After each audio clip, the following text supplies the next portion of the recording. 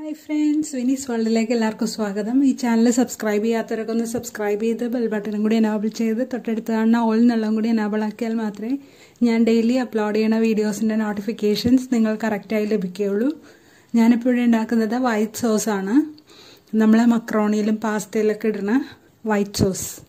അതിനായിട്ട് നമ്മൾ 1 കപ്പ് പാൽ തിളപ്പിക്കാൻ വെച്ചിട്ടുണ്ട്. അതിലേക്ക് 2 ഗ്രാമ്പു ഇട്ട് കൊടുക്കുന്നുണ്ട്. ഒരു സവാളയുടെ പകുതി, 2 വെളുത്തുള്ളി ചെറുതായിട്ട് അരിഞ്ഞത് ഇതും കൂടി ഇട്ട് കൊടുക്കാം.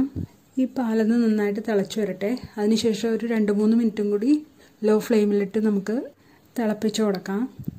ഇപ്പോൾ ഇത് തിളച്ചു വന്നിട്ടുണ്ട്. നമ്മളൊരു 2-3 മിനിറ്റ് ലോ ഫ്ലെയിമിൽ ഇട്ടായിരുന്നു. എന്നിട്ട് അതിനൊരു അരിപ്പയിൽ അരിച്ചെടുത്തേക്കുവാണ്.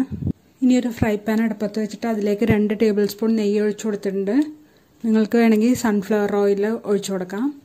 ബട്ടറാണ് ഒഴിച്ചു കൊടുക്കണമെങ്കിൽ വളരെ നല്ലതാണ്. അതിൽ നല്ല മോയ്സ്ചർ ഉള്ളതുകൊണ്ട് കുറച്ചും കൂടി വെള്ളം പോലെ ഇരിക്കും. എന്നിട്ട് അതിലേക്ക് നമ്മൾ 2 ടേബിൾ സ്പൂൺ മൈദയാണ് ഇട്ട് കൊടുക്കണം. നന്നായിട്ട് ഇളക്കി കൊടുക്കുക. ഇതിലേക്ക് 1 സ്പൂൺ നെയ്യും കൂടി ഒഴിച്ചു കൊടുക്കുന്നുണ്ട്. നന്നായിട്ട് മിക്സ് ചെയ്ത് കൊടുക്കാം.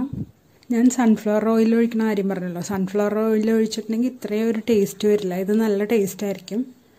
നമ്മളിനി ഒഴിച്ചു കൊടുക്കുന്നത് കാച്ചി വെച്ചേക്കണ പാലാണ്. അതൊഴിച്ച് നന്നായിട്ട് ഇളക്കി കൊടുക്കാം.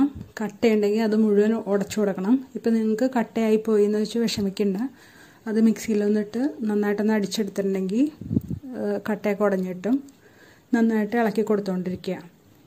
3-4 ടേബിൾ സ്പൂൺ ബട്ടറോ അല്ലെങ്കിൽ സൺഫ്ലവർ ഓയിലോ ഒഴിച്ചു കൊടുക്കുകയാണെങ്കിൽ നമുക്ക് കട്ടയില്ലാതെ ഉണ്ടാക്കിയെടുക്കാൻ പറ്റും. ഇനി നമ്മൾ ഇട്ട് കൊടുക്കുന്നത് 1/2 ടീസ്പൂൺ കുരുമുളക് പൊടിയാണ്. നമ്മുടെ അടുത്ത് വൈറ്റ് കുരുമുളക് പൊടി ഉണ്ടെങ്കിൽ അത് ഇട്ട് കൊടുക്കാം കേട്ടോ. നന്നായിട്ട് മിക്സ് ചെയ്ത് കൊടുക്കുക. ഞാനിപ്പോൾ ചതച്ചിട്ട് കൊടുത്തതുകൊണ്ടാണ് അതിൻ്റെ മുകളിൽ ഇങ്ങനെ കറുത്ത കളർ കാണുന്നത്. നമുക്ക് മക്രോണിയിലും പാസ്തയിലും ഒക്കെ ഇടാനുള്ളതാണല്ലോ. അപ്പോൾ ഇത് ഈ ബ്ലാക്ക് പെപ്പർ കണ്ടാലും കുഴപ്പമില്ല.